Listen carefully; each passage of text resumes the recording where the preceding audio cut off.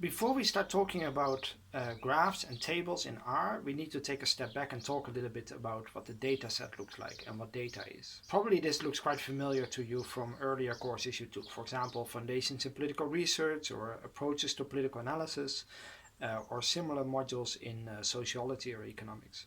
You will probably have seen some data before, but just to make sure we're on the same page. When we start working in R, we will immediately start opening datasets and look at datasets. And what is a dataset? A dataset is a collection of variables that are measured for a set of individual units. A term that you might have learned in an earlier course is unit of analysis. Unit of analysis refers to the type of object that we're trying to gather information about. So, for example, in the first project, we will look at survey data. This is based on an online survey. Respondents received an SMS to encourage them to go online and participate in this survey. And those who did were then served a series of questions, maybe 10, 15 questions, that they were answering online, and we collect all this data. So for each respondent, each row in the dataset is a respondent, and for each respondent we have the answers to a series of questions, and each column then represents each individual variable and which represents each individual question that we asked. So this activity of sending out the survey and collecting all this data is called measurement. Each row in this data set refers to a case, and we also often refer to the wider population. So the individuals that were sent these SMS messages to ask them to participate, they are the sample, but we see them as representing the Irish population as a whole, which is the population. So the population is all possible units, and the sample is those that we included in our data set. So for every individual in the sample we have a row, and for every question we have a column. Now in the example we are looking at in the project, this is a survey data, so the individual rows are individual respondents. But you can also imagine other kinds of data. For example, on this slide we are looking at country level data. And we see some information about the electoral system in the country. We see that it is a proportional representative system, or single transferable vote, or first past the post. These are different electoral systems. We can talk about district magnitude, which is the number of representatives in Parliament for any given electoral district, which can vary from something like 1 in the UK to 150 in the Netherlands, because the Netherlands only has one electoral district. We can talk about the number of seats in Parliament overall. We can talk about whether there's a minimum threshold, a minimum percentage of votes that a party needs to get to enter Parliament. And we have then measures of proportionality. So proportionality means that if you get 30% of the votes, you also get 30% of the seats. Right? And so in some countries this is more or less the case. So in the Netherlands or Israel, for example, they are highly proportional.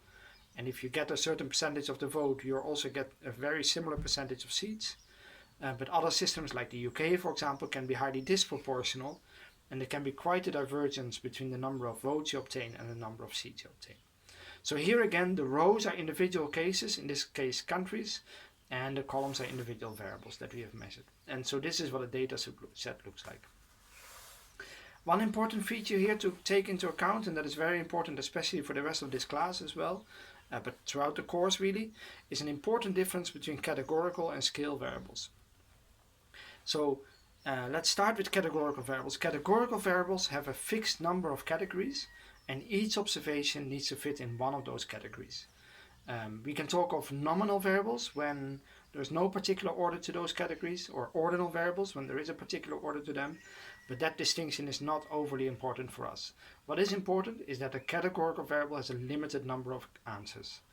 You can think of a gender, which is male or female, a vote on a referendum, which is yes or no, participation in a referendum, you participate or you do not participate, religious affiliation, and so forth. Often we have an other category when there is more ambiguous categories, for example with gender or with religious affiliation. But still we will code that as a fixed number of categories, perhaps including other. The Alternative, the scale variable, their values can be on a very wide range of values on a scale. For example, temperature or proportions are examples of scale variables. The number of votes you obtain, the number of deaths in a battle, the amount of money being sent in aid to a particular country, and so forth. These are all scale variables. Sometimes scale variables have relatively few possible values. Like, for example, if you have a survey question where we ask people to put themselves on a 1 to 10 scale, we often treat it as a scale variable, although you could argue that strictly speaking this is an ordinal variable. But we will typically treat it as a scale variable. But there's also many variables where this is just obviously the case. If you go back to the back data set we saw, system here seems to have 4 different categories: PR, STV, FPTP, and mixed. So this is a categorical variable. It's a nominal variable. There are no particular order to these categories, and it has 4 possible answers. District magnitudes, seats, these are scale variables. Any number is possible here. Threshold, again, is a categorical variable. It's yes or no. Sometimes it's called a binary variable or dichotomous variable or a dummy variable. These are all different words for variables with only 2 categories. And then proportionality is again a scale variable. And why does this matter?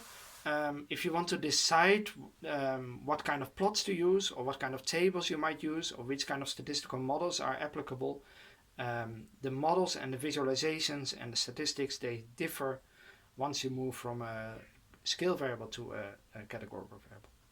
Yeah, so in quite a lot of decisions when it comes to what is my appropriate visualization, what is my appropriate statistical model, and so forth, the first thing to determine is this a categorical variable or is this a scale variable? And that's why we will see it quite a lot throughout this course.